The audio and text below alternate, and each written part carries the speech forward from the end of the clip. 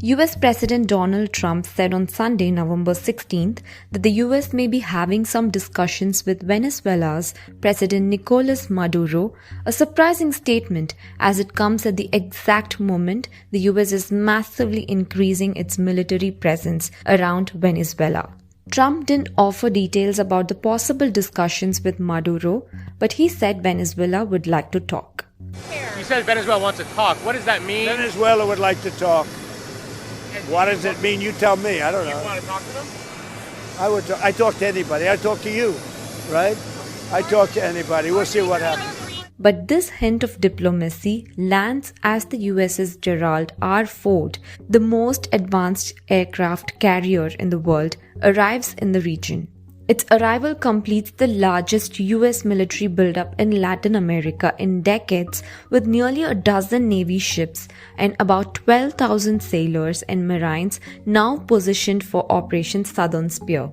This deployment follows a series of deadly US strikes on small boats accused of transporting drugs. A new video released by US Southern Command shows one of those boats being destroyed, killing 3 people. Since early September, 21 similar strikes have killed at least 83 people. Critics say the US has provided no evidence that these targets were actually tied to narcoterrorism. US commanders insist the mission is about stopping drug trafficking and protecting regional security. But many countries, including Venezuela, see the buildup as intimidation. At the same time, the US is holding military exercises in Trinidad and Tobago and reactivating its jungle warfare school in Panama, signaling a broader shift of American military focus toward Latin America.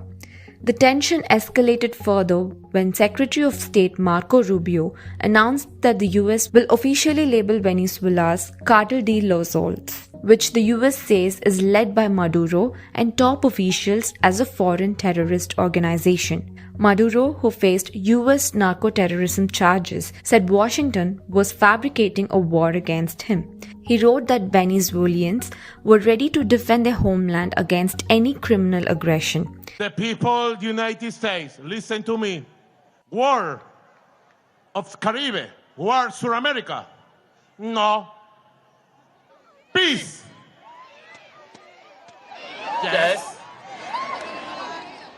Fuera de aquí, barcos imperialistas. Fuera de aquí, amenazas militares. Venezuela se respeta. Peace, peace, peace. Hacer todo por la paz. Como decía John Lennon, ¿no? Alfred Nazaret, ¿cómo era la canción de John Lennon? Imagine us people.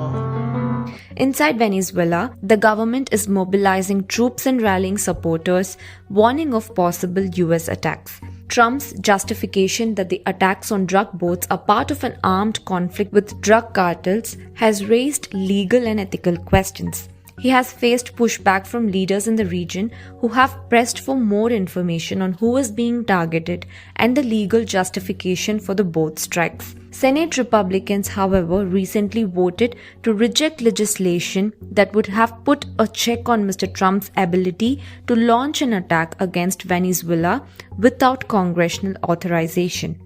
Experts disagree on whether or not American warplanes may be used to strike land targets inside Venezuela.